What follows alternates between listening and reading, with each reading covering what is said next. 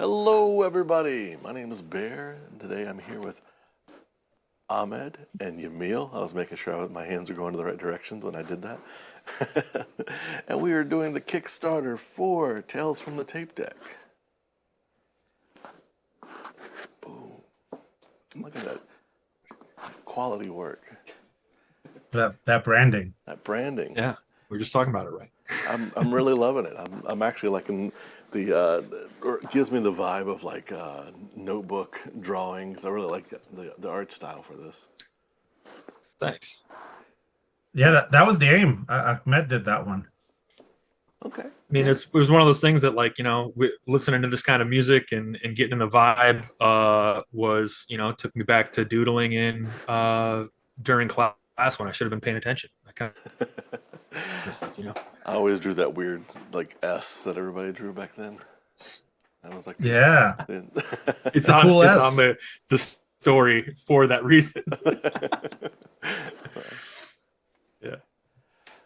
All right. Well, I'm leaning over towards, I guess, Yamil. You had like a checklist you wanted to go through.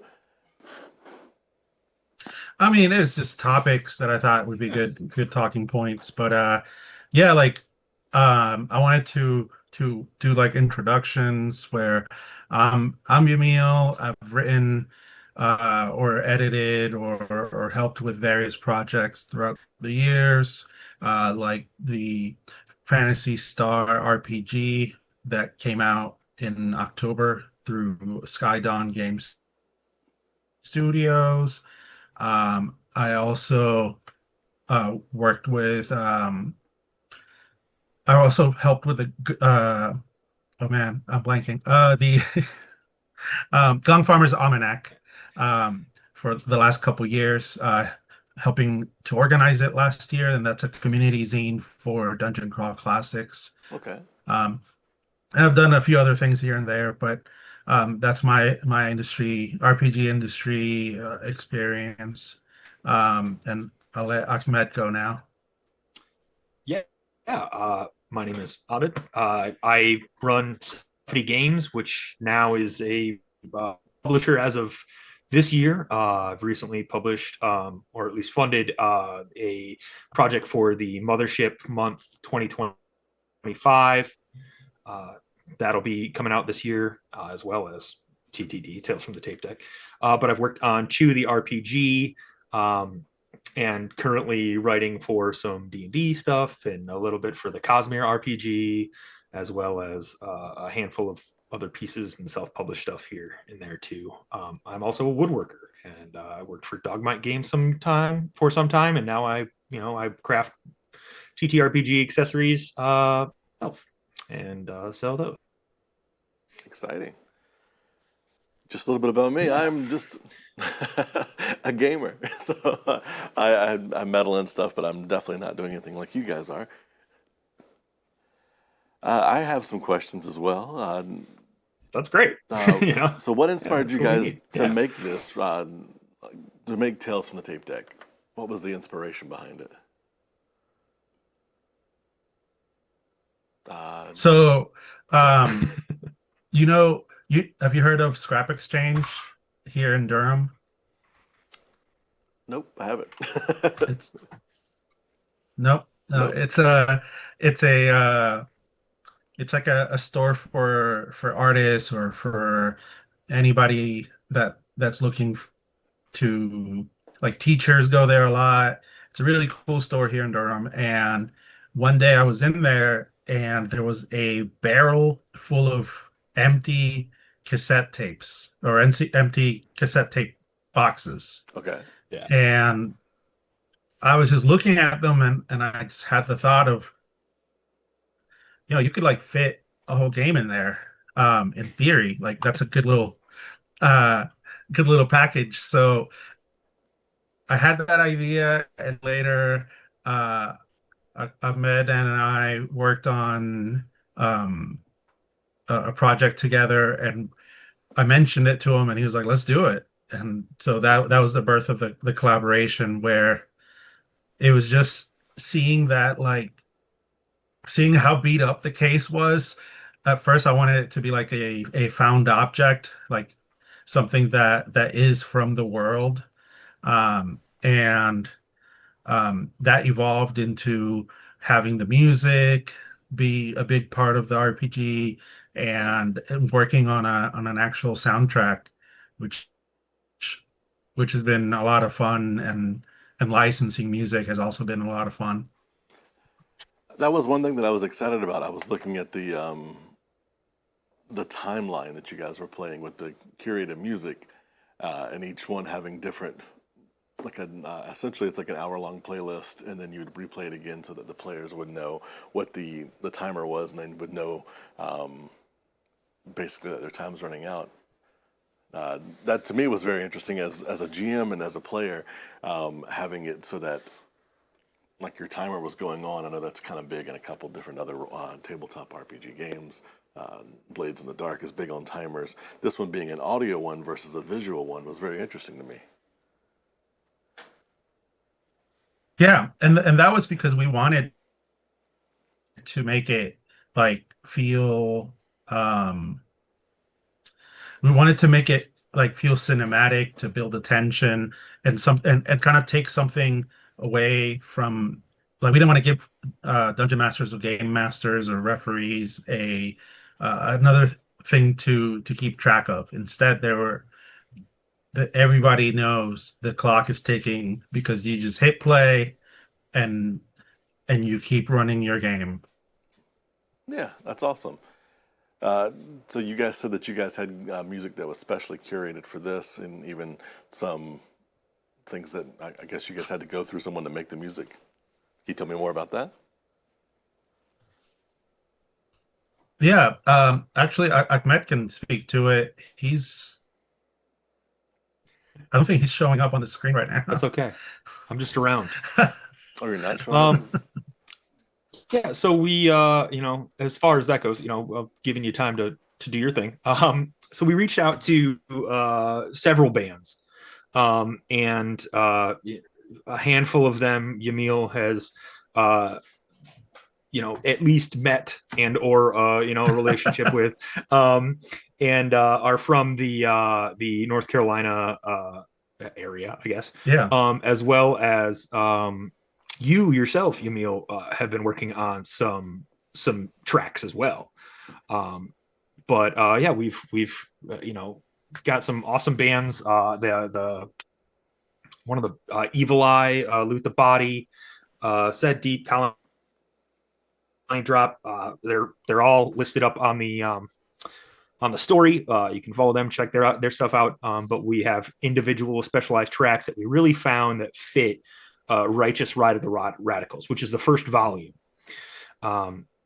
So yeah, as far as the music goes, you may know if you want to mention anything of that. Otherwise, I'd be happy to talk about volumes too. So Yeah. So in terms of the music, all I wanted to highlight was the rest of, like, the people that don't back in at the cassette level, they get a QR code with the music. So it's not just limited to the cassette, but it's also accessible through normal streaming services, and that's also something that we want to talk about in the liner notes of liner notes being our podcast that is going to go to VIP backers only. But yeah, we'll be discussing like why we chose certain songs. We'll be discussing what kind of music these different artists make, and how we found some of them, because there's some funny stories. Like Set Deep, for example, is an electronic artist, and he's here in Durham. And I didn't know he was local. I just found the record one day, and uh, and it was awesome. It's just all these beats. It's like a collage of samples. On I read somewhere that he used dollar bin vinyl records and just sampled directly from them, and that's what we ended up with in that album. So it's just a beautiful amalgamation of sounds. Yeah, yeah. So You had spoken about Volume One. What tone should players expect from Volume One? So volume one is Righteous Ride of the Radicals. Okay.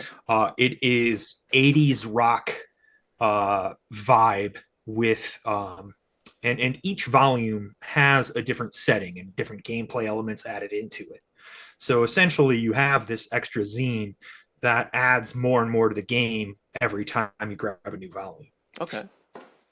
So Righteous Ride of the Radicals is all this 1980s rock and plays very much like Mad Max or Fallout, kind of Borderlands vibes as you're like ripping through the desert in this apocalyptic race towards whatever destination you randomly roll for, because it definitely has that OSR vibe of using a lot of tables and group interaction to kind of process and move the story forward. Right.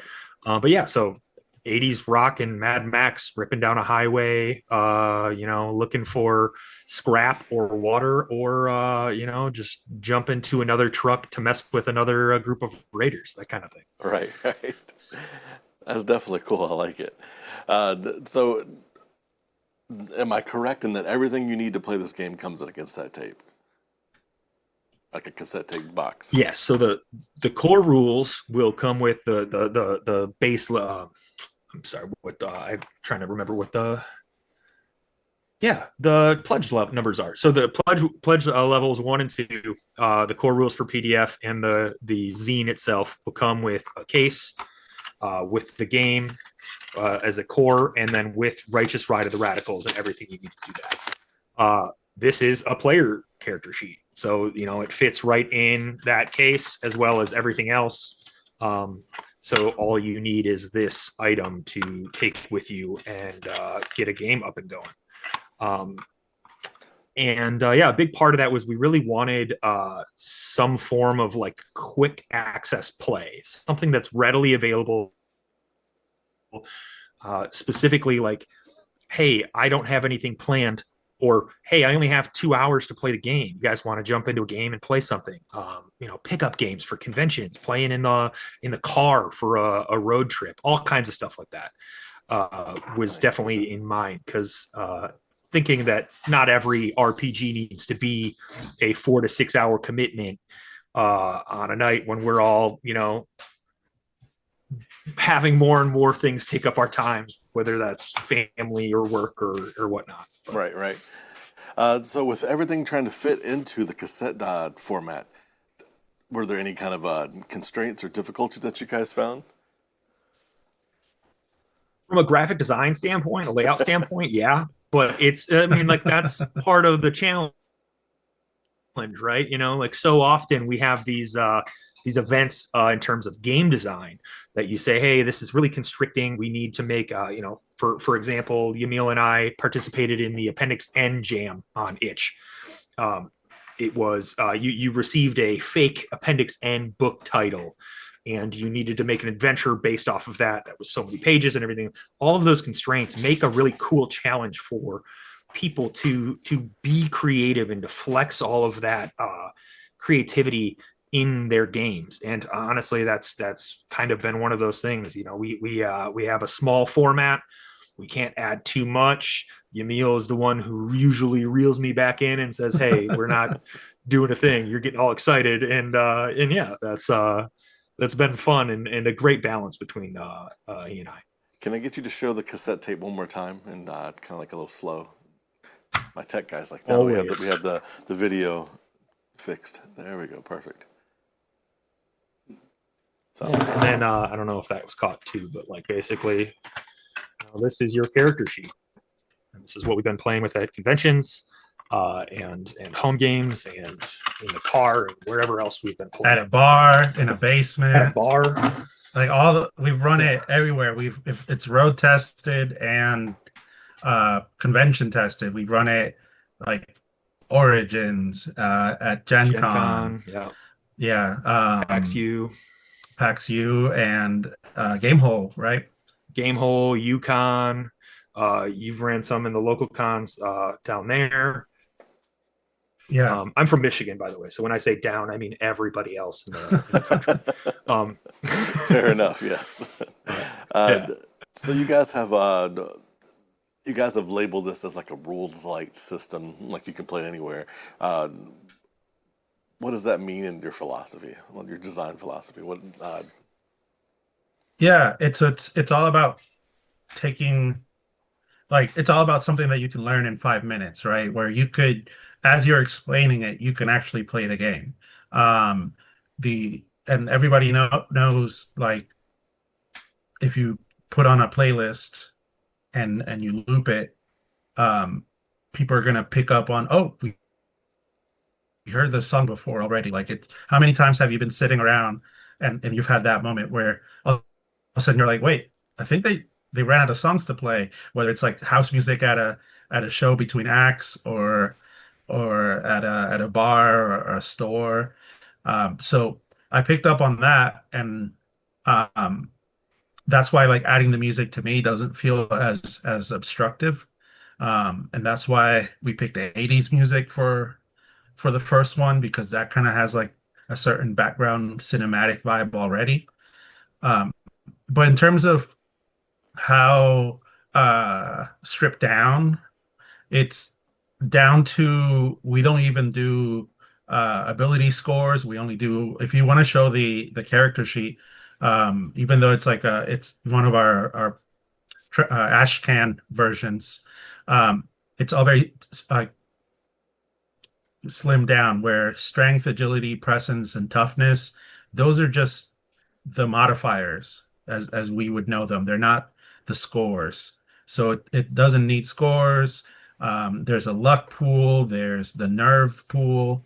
It's just everything. Each class has like one feature and that's it. So it's just nothing.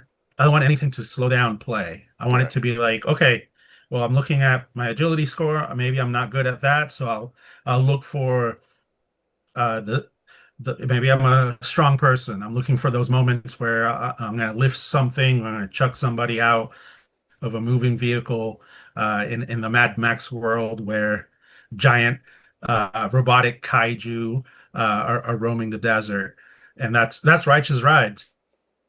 So it was just all meant for speed.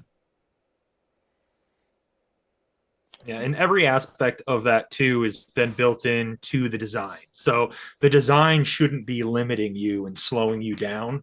It should really be the players, because that's what happens is that players go off on these tangents, or they see a shiny rock off in the distance and they decide that that's what they want to go get. But the Listen, mechanics are players there never to, do that. Focus on some yeah, random right, thing exactly. and bog down your game.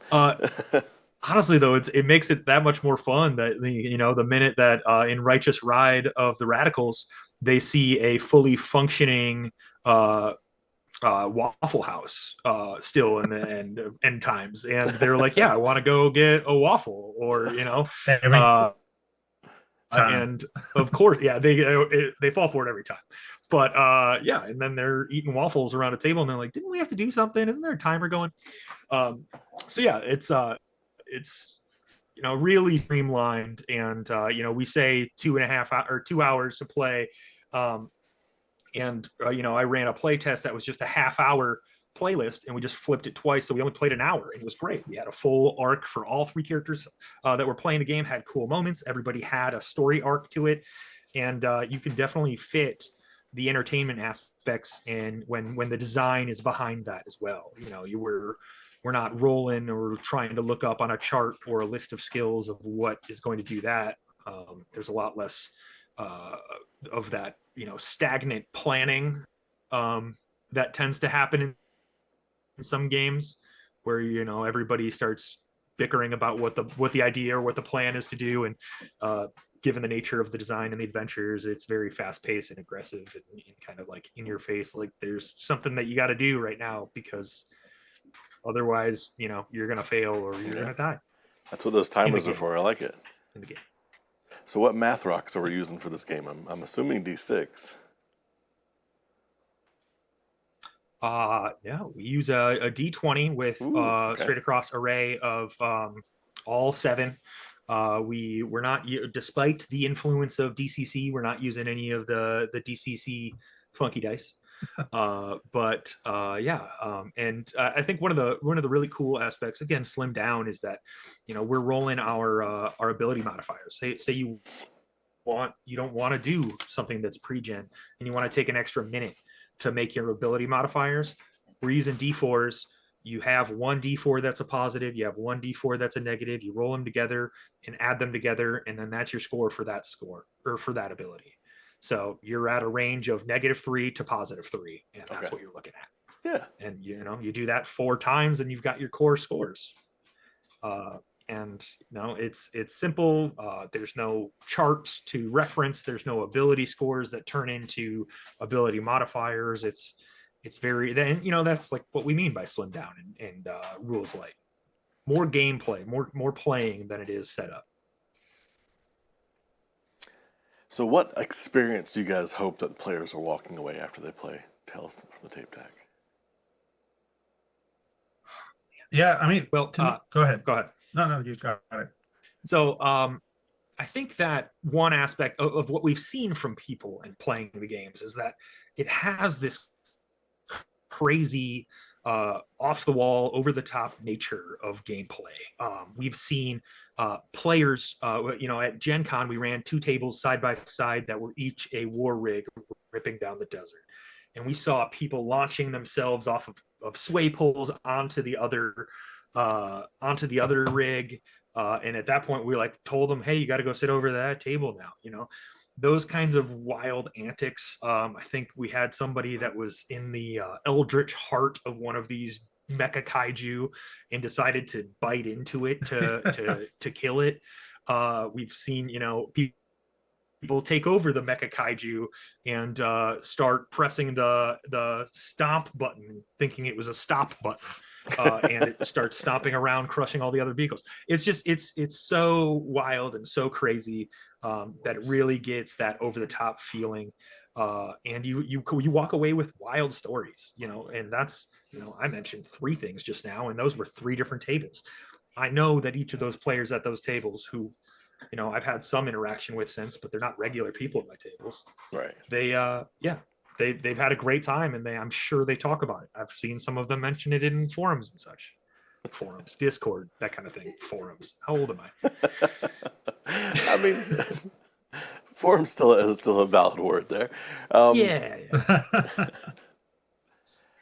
So I know that we've talked on about GeoCities. Yeah. I know that we've talked about Volume 1. I'm assuming the other volumes are Kickstarter goals, the things. Once you guys meet those goals, can you guys walk me through that a little bit?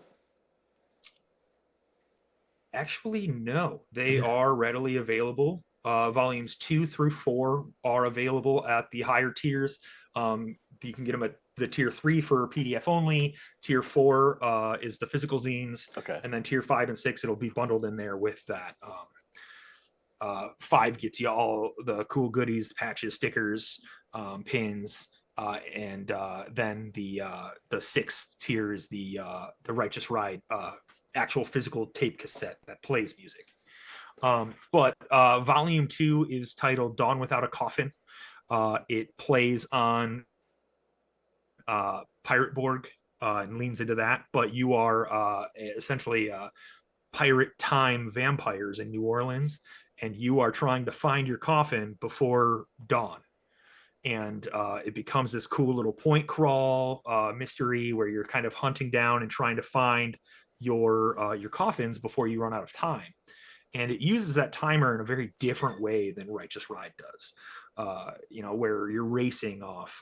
It kind of has this little bit of a slower pacing kind of movement towards it, but still, really cool vibes with the 1700s. 1703, I was looking up, was the first Mardi Gras in New Orleans. So it's like just after Mardi Gras, you're vampires, you've gone out and had your fun, and now you're coming back and you're like, oh, somebody stole our coffin. Oh God, yeah. We need to find these pronto. So we've put in that and then the music is all this really cool New Orleans, like swampy blues and brass band jazz. That's exactly where I was going. And then Volume 1 you said was 80s rock, swampy jazz. Okay, I could dig it. That's cool. Yeah. So I think that's an Volume interesting tip. 3 is. Oh, sorry. Go ahead. Oh, that's what I was gonna Oh, you say. got a question? Like, I'm interested to hear what like each different volume is and how like the different type of music really kind of sets the mood and sets the vibe for it. Chad's asking 70s disco maybe. The thing is, and like always, we have a laundry list. I'm looking at it over here. We have a laundry list of games that I'm like, cool, volume this. We got to do a volume that. We got to. And Yamil is our rock in our relationship to be able to like, no, we can't. And I don't even know how I snuck a fourth volume because originally it was just going to be 3 volumes, but I think we turned the quick start and pivoted for something like that, and then all of a sudden there's a fourth volume. But so yeah, we have plans, we have ideas, we have things, every once in a while we'll add to those ideas, and we have this like list of growing volumes, and that's what we really want, is like these awesome ways that you can play this timed 2-hour adventure in really any setting that vibes with you. There are rules and or rather a formula and kind of a cadence to be able to make your own as well. So let's say you're a big fan of I don't know, 1990s boy band pop. Sure, yeah, there's absolutely something there for you. I don't know what it is. That's not on our list, but maybe now it is, Yamil. Maybe. I mean, of We'll course, see. like, somebody, Of course, Cool yeah. Blue posted about 70s disco, and like Giorgio Moroder, like um he was a producer at that time. Like we don't have disco per se, but we will have like house music with Detroit City with that Yeah. volume, if you want to talk about that one. Yeah, so volume 3 is Detroit City. It is you are a now sentient android in future Detroit, and from Michigan, I gotta represent. And it's a reverse heist. You have the coding that makes you a sentient droid or android, and now you need to push your way to the core center, upload your coding, and free all of the other androids in the system before the timer's up again. And it has this house electronica kind of vibe, very like thrumming and triding music, kind of pushing you to the next spot, the next spot, the next spot, with that gets progressively harder as you're trying to enter this facility that has all of the servers. Yeah, and it's been really fun to kind of create and give each of these volumes their own kind of vibe too. You've got Righteous Ride as the race, and you've got Dawn Without a Coffin is this point crawl. You've got Detroit City as this reverse heist, and then our last one, Madness Motel, takes like The Shining and elements of like Cthulhu and eldritch horror in this depth crawl, and you have to you can either escape one way trying to get out of the hotel freeing yourself, or you can move deeper in and trying to steal the artifact that this hotel is being powered off of. And it kind of gives this really cool, like, I guess it wouldn't be depth because you're not going down deeper, but kind of this push and pull, this tug of war depth crawl kind of thing in the game. And it's again, it's all within 2 hours, and that I think that's going to be the toughest one, because one bad roll and all of a sudden your timer, you've got an encounter that you got to deal with that doesn't progress you Right. the way that like a depth crawl And does that's the thing that makes it old school, is that none of these are linear. All of these are you choose your own path, whether you're going through the dungeon where the servers are, or you're going through the desert, the post-apocalyptic desert of Righteous Ride, going through the city of New Orleans in 1703, and escaping the Madness Motel. Uh, they're all non-linear. Yeah, just very old school. You make your own adventure in a way. You make your own memories, and your characters are more or less disposable. One of the very first play tests we did for Righteous Ride was like it. We had a set thing that was kind of happening. It's like, all right, hey, here's 3 spots. Let's just see if we have something. Let's see if people are having fun. Let's see if it works. And then very shortly after that, it started branching out into those kind of creation, old school style of adventure of player input and GM input and narrative flow that immediately began branching out into unique experiences for every group, which is awesome. It's exactly what we want from the game. I think Cool Blue's trolling us in chat talking about backstreet vampires versus NSYNC werewolves. Don't get nobody wants that, Blue. Yeah. I'd do it. I guess. I mean, it's a thing now. You've put it out in the universe, Blue, and now it's going. I mean, Dawn Without a Coffin is more or less vampires versus pirates. So, we just add a few 90s references in there. And we're good to go. You said that, Put 'em and immediately on I thought of like sharpening my peg leg down to be a stake and like trying to kick somebody. There you go. Awesome. Yeah. Exactly. So with you guys doing this 2-hour like time frame, I know that's kind of like the trend that everybody's kind of going to. Short, sweet, let's get this done in a night versus like old school stuff where it was like, what was it, Gygax? When original D&D, like time in the world was time in the game. So if your group didn't come back within a week had passed in the game. But the trend now seems to be like, let's get this to the table. Let's get this quick and easy. Let's have like a glass of wine while we're playing this, or a beer or whatever. And I say wine because my wife's like, can I do this? And how long is this going to take? And can I drink wine while I'm doing it? And it sounds like this is definitely something that fits in that. I mean, yeah, that's what we make games for our wives. So if we understand anything, it's so long as they can have a beverage of choice and they can be in couch mode by 9:30. It's I think it's a trend. I like playing, right. It's some strange statistic that like 80 to 90% of games don't go past their 3rd session. And like, if you start to think about it, you're like, oh yeah, that kind of makes sense. So running these connected arcs to create a campaign seems to be a task in itself, just getting the group together that many times. So, one shots are a fun way to play to get people together, especially when it's rules light. And then you're more than welcome to link adventures, because that's what a campaign becomes, is arcing adventures that just, at one point you cycle back through to a beginning and push that over there. I mean, with that one shot feeling, you were talking about games not going past the 3rd session. That new game feeling you get, the dopamine of like, oh, I just made a new character, I'm getting really excited about it, and then it kind of wears off. So with this being shorter, I think that'd be great.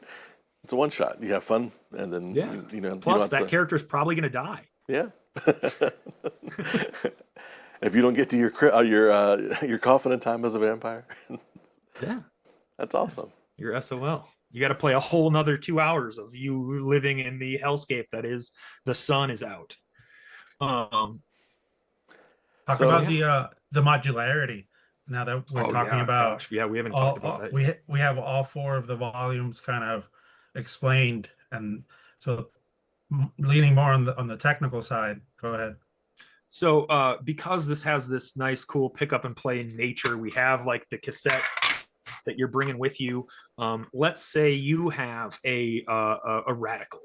You have a scrapper from Righteous Ride of the Radicals, and the GM sits down and they want to play Madness Motel. So now you have this scrapper existing in Madness Motel. They bring their own aspects of the game. They bring their own tape powers, which we haven't even talked about. But they bring their own essence to the game. And yes, is it out of character and out of setting and out of this universe kind of thing? Yeah, but that just makes it more fun. You've got somebody who's, wearing leather straps in a hotel amongst other, 1930s, noir, Cthulhu kind of detective people. and they're cobbling together whatever they can from the the sconces of the lighting, or the wirings in the wall, and trying to get out with the rest of the group. And that mixes and mashes all across all of the volumes. You've got a vampire helping the androids place their sentience in in the coding. You've got a droid that's all of a sudden the last one left around, riding on a war rig in Righteous Ride of the Radicals. And every bit of that is also intentional, that you can take this character, like, yeah, my character survived. I do want to take this character from Righteous Ride. How I got myself into Detroit, New Detroit, I mean, you probably drove, just because that's how the city's set up. But however you got there, that's not the story that we want to tell. The story we want to tell is, what are you doing there now, and what are you going to do with this event? And it makes it even crazier. It's wild ride. And same thing with the rules. Like, vehicle combat rules are part of Righteous Ride, but if you stole a car in Detroit City, you can certainly use them there. So it's more like customizing your game and making it just really your experience. If you want to go with super wacky and have vampires at the end of the world, or have scrappers roaming around New Orleans, that'd be amazing.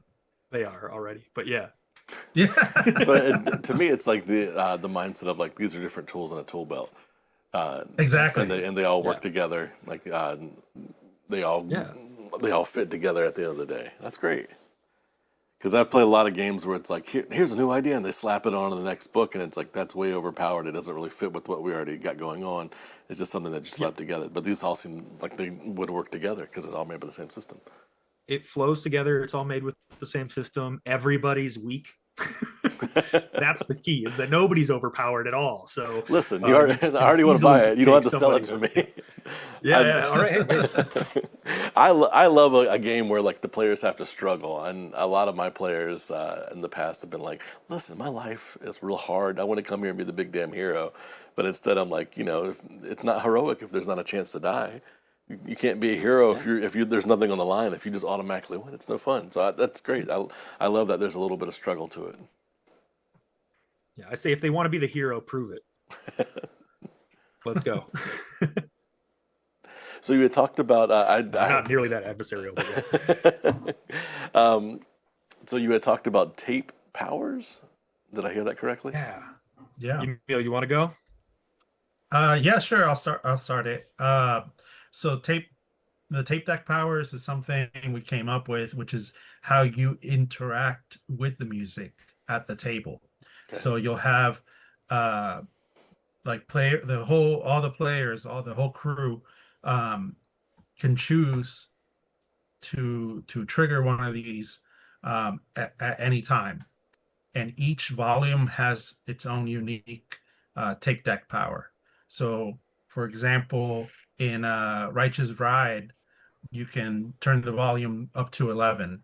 So that just means that for the next X songs, I don't remember how many songs we put, but as long as the volume is up for those let's say 3 songs, the players get a bonus to their attack rolls and their damage roll.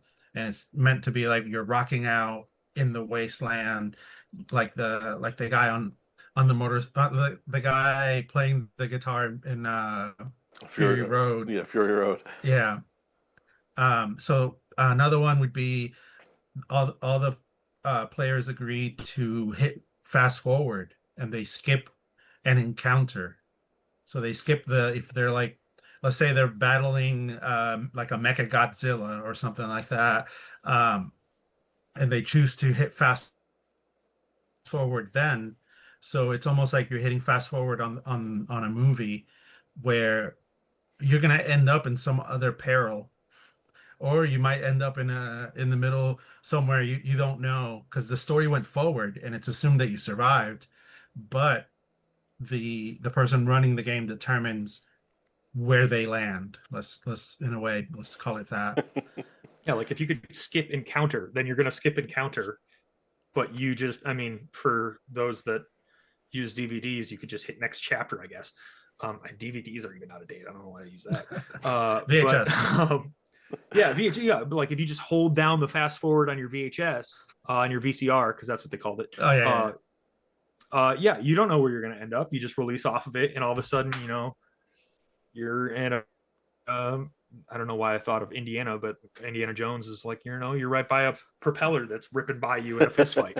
Like, you know, that's what you get for pressing fast forward. You don't know where you're going to end up. As a lifelong GM, I'm usually the GM for my groups. I feel like you're giving GMs a lot of cool tools to mess with people, and it's like, yeah, cool, you got this power, and then you push it, and like, are you sure you want to push that button? So that's great. I like it. Yeah. So I know for me, when I'm doing a homebrew session or something like that, a lot of times I will start with the music and kind of vibe out to some music for the vibe I want to get for the scene or for the scenario. Was it, I guess, like a chicken and the egg first? Did you guys have the music first, and then that kind of from there let you start making the scenario, or did you have a scenario and then you were like looking for music that would fit that scenario? So I think it's a mix of both. So with the original name, with Tales from the Tape Deck, it was just 80s music that kind of like inspired Righteous Ride and that whole vibe. And then it evolved as we kept talking about it, like, oh, let's take it to New Orleans and like listen to jazz. Let's take it to another setting. And like with like Madness Motel, we knew we wanted to do something from the 80s, and like what's more iconic from the 80s than oh man, now I'm blanking on the name of the movie. Shining. The Shining, thank you. Yeah. And so it was like a mix of both, where they started to complement each other. The music would complement the adventure, or the adventure would inspire us to be like, oh, we could use this kind of music. Like I feel like that's how we ended up with like Madness Motel. We're doing like a lot of soundtrack, like John Carpenter, The Thing, that was done by John Carpenter, as well as Escape from New York and Halloween. Like those, I've been listening to those ever since we started the project, and I'll like make a beat and get really excited, send it over to Ahmed for him to check it out, and to my collaborators on the music side as well, and they'll get really hyped. Like we're like researching like what synths were available in the 80s, that were like commonly used for movie scores, or just in popular music. Like there's just so many things to draw from. So like everything's inspiring another piece as we go forward. That's awesome. Do you guys, off the top of your head, do you know how much each volume, like music-wise, has? I know you've said it's about an hour. How many tracks is on each one? No, they have to be an hour. Right. That's part of the challenge. Like they have to be exactly an hour. So um, like I think it's like for Righteous Ride, we have around 10, 11 songs that make up an hour. And for the vampire one, we're still finalizing the last three, but like it's mostly like we've been really focusing on Righteous Ride because of the tape portion of it, because like there's side A and side B, and we want to get them as close as possible to 30 minutes and 30 minutes. So it's like I would say around 10 songs, 10 to 12 songs each. Okay. and that's going to be through an app, or like you can, I guess, stream it through. You had said earlier, like Yeah, we're hoping to, or our plan is to go like make public playlists on Tidal, Spotify, Bandcamp, YouTube. That way, like we're not trying to uh make money off of the streams, and we just want to help out artists. That's why we pick certain artists for Righteous Ride, because we want to give them that exposure, because we're fans, just like you were talking about earlier. The you're a fan. Yeah, we're fans too. We're fans of music, we're fans of RPGs, we're fans of the 80s, of horror, of a lot of the things that are influencing us. So we want to pay it back through uh, giving a shout out to a lot of our collaborators. Um, yeah, So we're at 54 minutes, and the reason I bring that up is because I've been talking to you guys for almost the better part of an hour here, and uh, Blue and I do board game discussion. We do a lot of game discussion, like breaking down games. What I'm getting from you guys is a lot of passion. It's good to see. That's refreshing to see gamers who are making games versus people who aren't gamers making games. Does that make sense? Because you get in there and it's like, this rule is stupid. Like, did this person play test this game at all? Did they read the rule book? Did they do any of the like work? So for me, it's from the outside looking in, it's very refreshing to see the passion pouring out of you guys as you're talking about it, from the art, from the music. Like, you guys are pouring your heart and soul in this, and as a consumer, I appreciate that. Whereas I feel like that's not always the case. It's like, let's push a bunch of stuff out and make money as fast as possible. So I'm feeling the passion. That was the 3 minute explanation for that. Well, thank you. yeah, and I mean that's to your point. Like we've been running this game at cons for a year, so we've been seeing people get really happy and really excited about the game, and we're grateful to those people that took a chance on a random indie RPG. So now our passion is like, all right, let's get it out. We want to see it on Mhm. tables. So yeah, because like we run uh at Page, actually. We ran it for 6 people, I Yeah, I think think, so. like Yeah. 4 or 6 people. And we were co-DMing Mhm. it, and it wasn't planned or anything.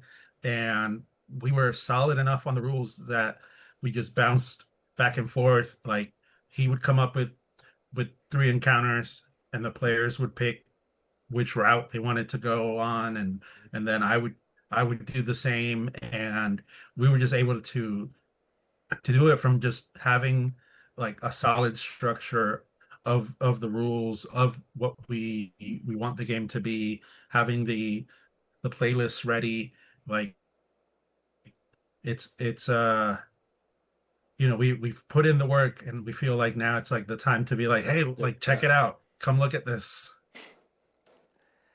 So I have a few more questions. I was going to ask about, you guys have been selected for GameFound's RPG party. Do you guys want to expound upon that at all? Yeah, we were selected for GameFound's RPG party, which was a submission for, I think they chose like 20 or 30 games, out of 250 applicants, I think. And yeah, it was awesome. It was a very cool. This was around June of last year, and it was very cool to be selected. Um, at the time, we didn't really have, we had thought about doing Zine Quest, and we just kind of put this in as a just, I guess, like a Hail Mary to see what's going on. And our timing didn't really sync up with GameFound's timing. And that was a big aspect of, like, we don't want to release the game early because we have this opportunity and this chance to, reach the GameFound people through their contest. It wasn't ready. We had, you know some more testing to do, especially in the later volumes. Righteous Ride could have, if we'd just done Righteous Ride, I think we could have done that. But Yeah. we wanted to supply, especially with the nature of being able to take characters from one adventure to another. We wanted this aspect that it's not just one game of playing in the desert at 80s music that you're getting. You're getting 4 games and then the toolkit to make your own. We'll keep hopefully punching out volumes. Like I said, we have a laundry list of them. So maybe that's something in the future. But yeah, it was very cool to be selected. And I think it's one of those things was just like the timings didn't quite match up. But the games that they did release for the RPG party were awesome, incredible games.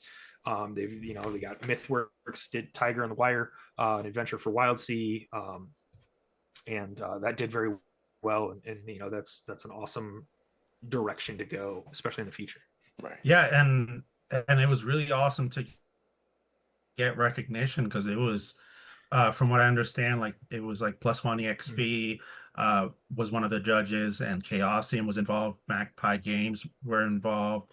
So for them to all those different groups to look at our game and choose it, like we were like, it was like very rewarding already to be like, oh, okay, then like we're on the right track. Like people are seeing that this isn't like a crazy idea. I mean, it is, but it's a good crazy, like executable crazy idea. If some people are believing in us off of a pitch like that, then we're like, all right, cool. Well, we do have something, or maybe we do. So you guys are doing the Kickstarter launch currently during Zine Quest, like Zine Month. I'm assuming that was like a planned thing. You want to talk more into that? Yeah, so I did Zine Quest and Zine Month last year for When the Sky Comes Looking for You. That was when I was on your show, talking about the Weird West.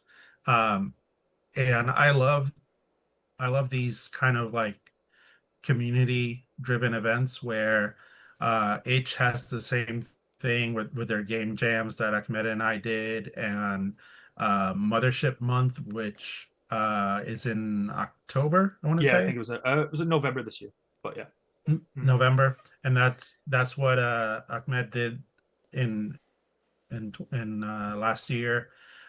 So any of those like community driven, showing support to smaller companies, like relatively smaller companies, when dealing with Mothership through Tuesday Night Games.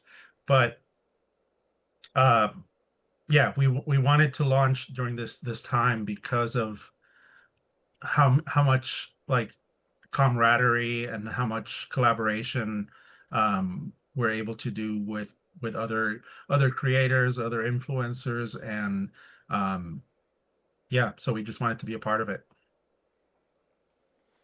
Awesome.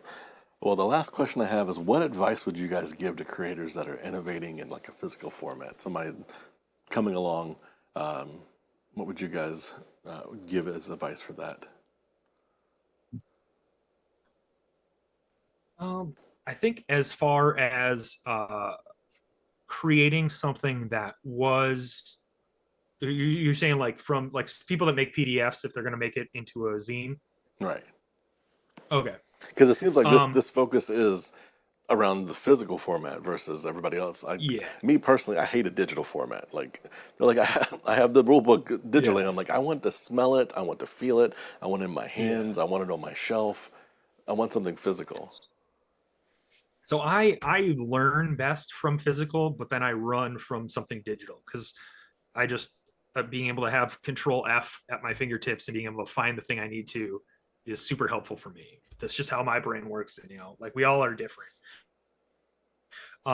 But I think when it comes to like transferring something from a PDF to that physical format, it is taking a bigger step, but it is doable. I wouldn't recommend doing it in our industry without a crowdfund, opportunity, because then otherwise you're just fronting all the money yourself. By all means, if you can front all the money yourself and you want to put it out there, cool. But finding a space for it, you can, there's plenty of distributors that will take your product and take it to conventions for you or sell it on their website, so you don't need to deal with all of that. There's plenty of people that can help you turn whatever you've already turned in for an itch game jam or a small one-page RPG, or a one shot for whatever system you like playing. There's people that can help you turn that into something physical. And there's methods, for layout and for all of that, that are reasonably accessible for a indie gamer. Now, the profitability of that is what ends up scaling. And those kinds of things, I think you need to really dive into and be aware of when it comes to costs and what it actually takes, and shipping and weights, and how you're going to distribute it, if you choose to self-distribute. But I think that there's plenty of people out there. There's our community is welcoming and helpful, and a lot of people you can just reach out and say, hey, how did you do this? And if you can't help me right now, and let's say you're busy, where can I go to find those resources? Because they're out there. Oh yeah. There's all kinds of, forums. There we go. Discords that are dedicated to this. There are those contests, whether it is a itch game jam or something like GameFound's RPG Party. These are all accessible entry level aspects that you can get into that help you and provide you. And also, just having these kind of conversations, there's no part of Yamil and I that are not uncontactable. We're not above that by any means. Anybody you see on all these interviews, everybody I've met at a convention is somebody that's 100% approachable. Yeah. And I get butterflies being like, oh my gosh, that's so and so. But I mean, like, the other side of that is like, it's just somebody that made a game, and we're all kind of on the same level. Nobody's making Monopoly, because they should stop. That's my hot take. They should stop making Monopoly. But yeah, those kinds of things. Gotta be careful. You're gonna summon my tech guy over here. He hates Milton Bradley. Yeah. Hey, there you go. Fair enough. To elaborate a little bit, like there's Studio 2 Publishing is one that you can look at if you're looking to distribute. There's also, oh man, I had two more. There's Studio IPR. 2. Yep, IPR, Indie Press Revolution, Plus One and EXP. IG. Yeah. There's plenty of people that are pushing out content that's not theirs, and reaching out to anybody, pitching them even is, don't blindly pitch. Ask first and say, hey, do you mind if I pitch you? Or are you looking for something to pitch? Because then there's a polite aspect to that, and you're not accidentally throwing an idea out into the world that now may conflict with something else. But reaching out to anybody, Exalted Funeral, they're all people that look for games like these and then are also willing to help you in that sense, for sure. All right. Well, if I could get one of you to share in the chat the link to the Kickstarter, so that anybody that is interested in kickstarting it can do so. And then also, when I put this up on YouTube, I can put that in the comments as well, because we'll have it along with it. For sure. Let me make a little promo link for y'all. And I just shared the okay, fine. Just the main one. But here I am trying to track stuff. We'll track it. Let's do it. Yeah, I can take it off, I think. I don't know. There you go. There's that one. I don't have Twitch up right now. I just have our meeting. So if y'all want to snag that from the Zoom chat. Do not have the Zoom chat in front of me. Okay. I got it. Try to find. So It's like I am. Twitch. It gets distracting when I can see and double hear, and I don't know. Yeah, I'm already distracted enough, I get it. All right, so if you guys are in Wait. chat, now go with the second one there, not the first one. Hold on. I think I just copied and pasted the same exact one. Oh my goodness. Because there we go. All right, I'll get on Twitch. is it letting me? I don't think it's letting me copy from Zoom. oh, You could just message it to me. Here we go. This one. there we go. Perfect. Yeah, Cool. that's the one. All right. I mean, either way, they're all going to get you to the same place. But I like it's data. nice to know Data's always good. Data. Yeah, exactly. All right. Well, any final comments from either of you guys before we wrap this up? Come check out the Kickstarter. If you have questions, reach out. We want to make an awesome game for all of you and for all of us as a community, and we're here for it. So there's we love any ideas, any questions, any of it. We're here for it, and we're here for the community for sure. Yamil? Yeah, and come play the game at cons. We're going to be at RecCon here in Durham, North Carolina. We're going to be at CaryCon in Lake Geneva, Wisconsin. I'm going to be at, or are we both going to be at MomoCon?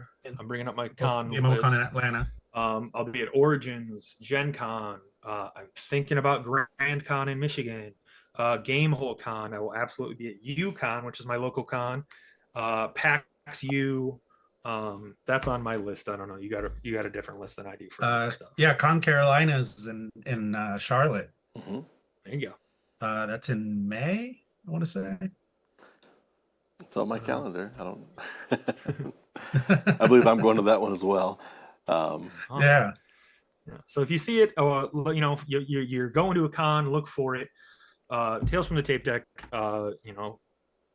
Jump into a game, try it yourself, check some stuff out, and we can, we can game. There are people that are blind, running. It's not always us. So there are people out there that are running the game. That's they have their own adventure, which is awesome. All right. Well, that has been Tales from the Tape Deck, everybody. I am your host, as always, Bear. I have Yamil and Ahmed, co-creators of Tales from the Tape Deck. You guys have a great day, and thank you guys for hanging out with me today. Thank you. Thank you. Take care. Later.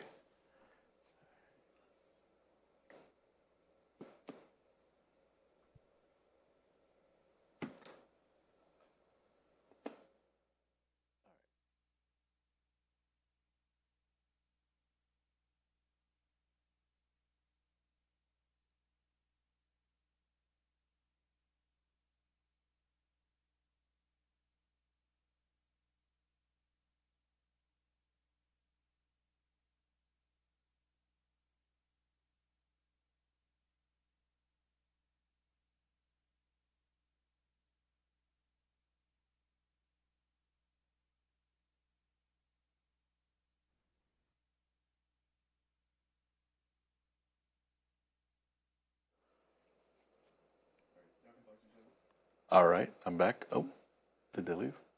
I think we left too soon.